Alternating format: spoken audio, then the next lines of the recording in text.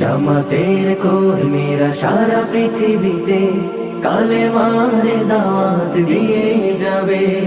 কোরআনের আলোকে সমাজ বিনির্মাণ, কোরআনের আলোকে সমাজ বিনির্মাণ, হাজার জুলুম বাধা উতরে যাবে। জামাতের কর্মীরা সারা পৃথিবীতে কালেমার দাওয়াত দিয়ে যাবে। জামাতের কর্মীরা সারা পৃথিবীতে কালেমার দাওয়াত দিয়ে যাবে।